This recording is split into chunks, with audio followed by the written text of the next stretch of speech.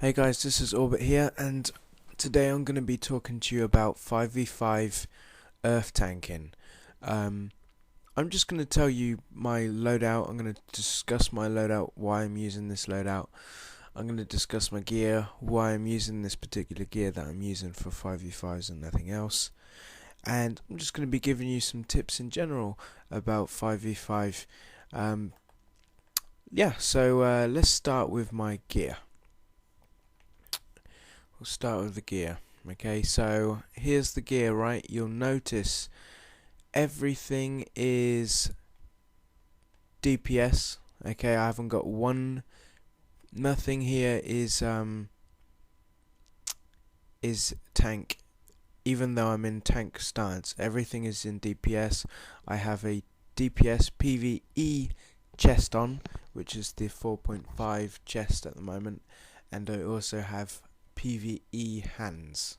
Okay, the reason why I use DPS gear is because in 5v5 you don't need to capture any nodes. Okay, so you're only really there to remove debuffs off of your healers, off of your controllers, off of your DPSs, whatever. You're there to remove the debuffs, right? You're not going to be targeted, okay, because anyone in 5v5 match who is targeting the tank probably shouldn't be there in the first place, because you're not going to get anywhere by attacking the tank. You need to be attacking the trolls, the heals, okay. Then probably the DPS and tanks are probably the last thing you want to be worried about. So you don't need to have huge amount of toughness to survival, because all your tank gear is survival basically. If you're not getting targeted, you don't need to survive.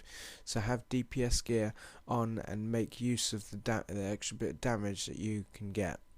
Okay. The reason why I have a couple of bits of PvE gear on is purely because, like I said, I'm not getting targeted and I want to get even more damage out. Okay, if I scroll along to here, my toughness is at 1218. Now that's quite low. Okay, I'm with my full DPS PvP gear on. Okay, my toughness is 1533. That's with the gold rings and neck steel. But in your tank role, you're going to be using your powers, okay, to do damage and to remove debuffs. So if you know about earth tanking, when you use a power, your defense and toughness is up. So it goes up to 1366 there. So it increases even more. So you're only actually losing a couple of hundred toughness, which doesn't make too much difference, okay, to be honest with you. Okay, this is for if you're going against a pre-made, okay, if you're syncing with the pre-made. If you're not syncing with the pre-made, use 4 bits of PvE gear and the rest DPS PvP. People who know me call me 4-bit because I go in often with 4 bits of PvE gear when I'm in tanking. Pretty much because when you aren't syncing, even if you come up against a good pre-made, you catch them off guard. So they're gonna be what's the word I'm thinking of? They're not going to be kind of inspecting you at the start and stuff. It's going to be kind of run into you. Oh, look, it's a pre-made and stuff. So they're not going to see the gear, and they'll just see the little tank symbol by your name, and they'll leave you alone. And you've got all that PvE gear on. I know some people who go in with full PvE gear on. Okay, that's fine. That works really well. But as soon as someone clues onto you, it's game over. So you just need to be a bit careful with that one. So that's why I use DPS gear. Okay, let's go over my loadout. Boom, boom, boom, boom, boom. Damage. Okay, so you'll notice this is a DPS loadout. Okay, I'm using debris field, which is a damage over time. Okay, I'm using shards, okay, which is a very good move. It does additional damage when enemies are crushed, right? Okay, it also knocks them around, which means they need to use power to break out and so on and so forth. Really good move, shards.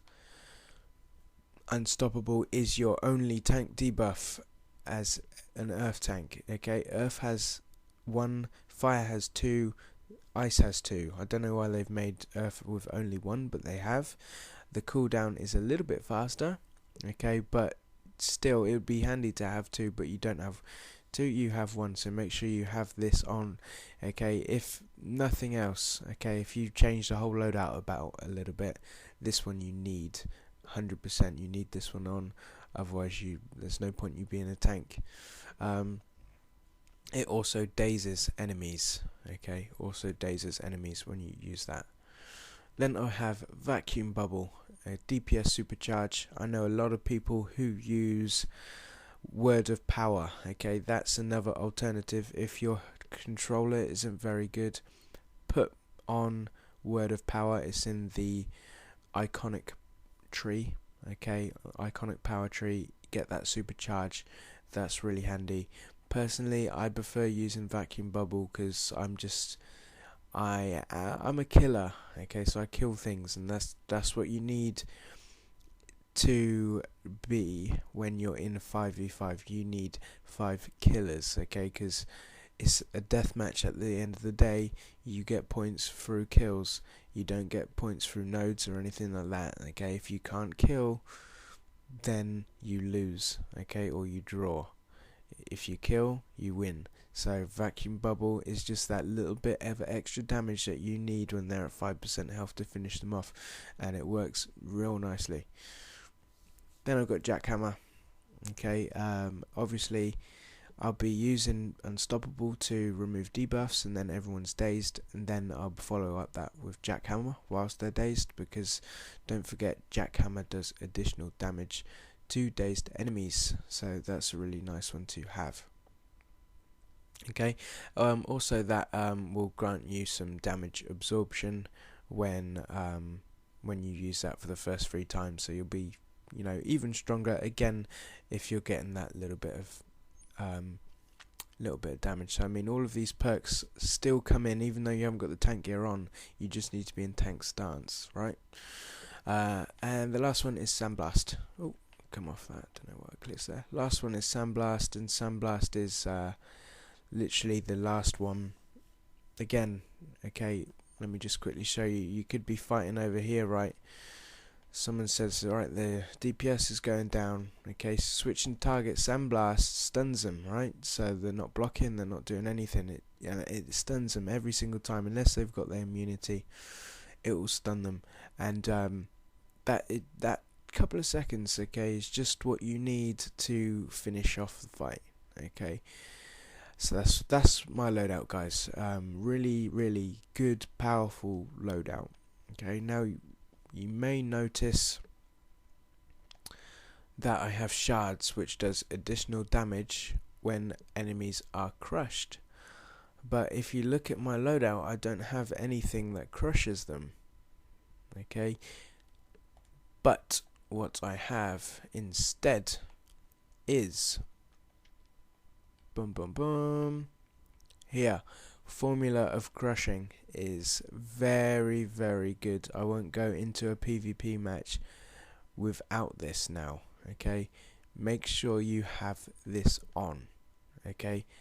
Basically what it does is you throw it down, it crushes everyone around you, okay, instantly. Which means you don't need anything on your loadout to crush them because you have this, okay? And you don't forget your shards stacks up, okay? Your shards stacks up, so I mean, when you crush them, bam, okay?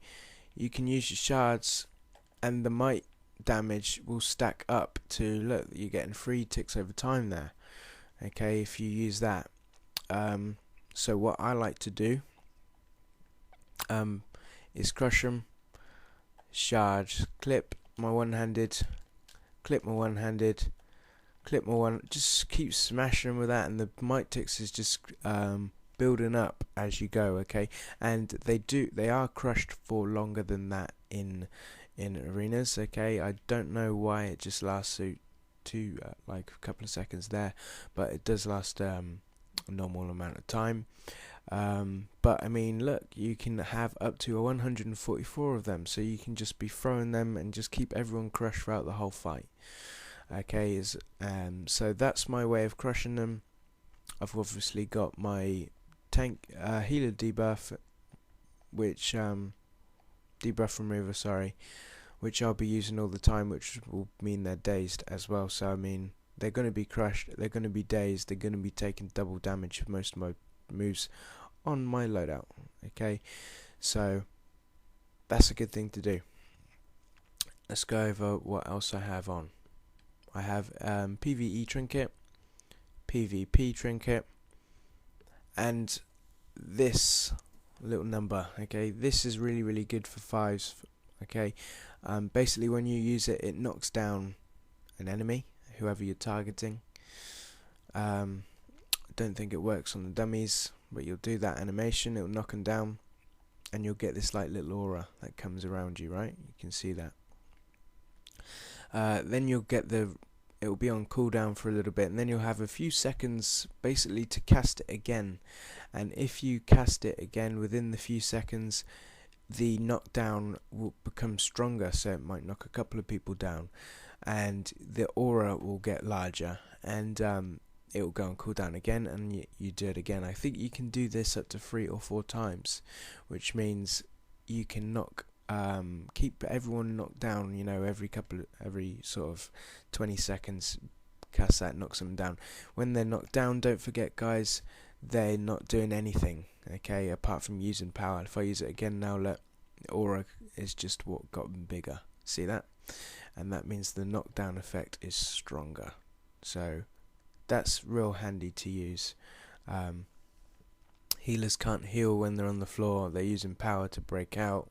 Okay, trolls can't do anything. Blah blah blah blah. Really good to have that.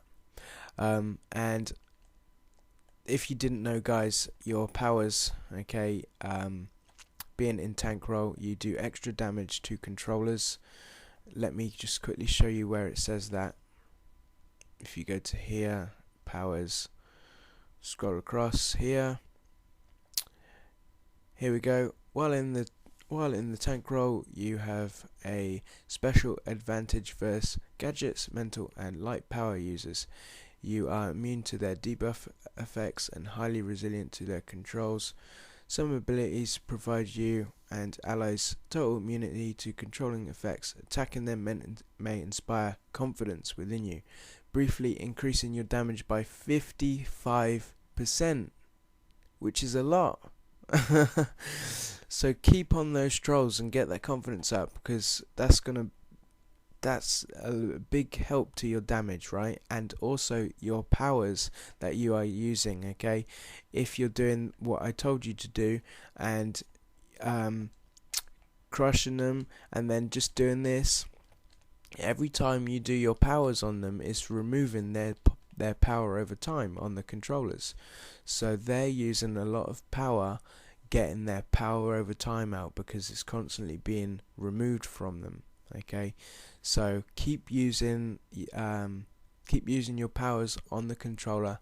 Keep removing the debuffs. The only time it won't be removed is if they are immune. Okay, maybe they've interrupted someone, whatever, they've got the blue flash on them, or when the tank has done his immunity, and then it won't work. But apart from that, all the other times, boom, power, remove the debuffs. Just keep the debuffs off of them all the time, and you are going to be a real pain to that controller. Okay, so my suggestion is stay on the controller throughout the full fight. When someone else is low, you'll know when someone else is low, because you know they'll be saying, oh, la la la, this person's going, that at that point you want to be switching target, sandblast, and supercharging if you have one. Okay, also you're knocked down. okay, and just that little bit of extra from the tank, okay, of stunning them and knocking them down and supercharging them, that's the finish that you need to get the kill, because it's so easy now for if you're on a healer and a healer's nearly down, for them to just hit transcendence. You need big fast burst damage, okay, when they're low health to kill them.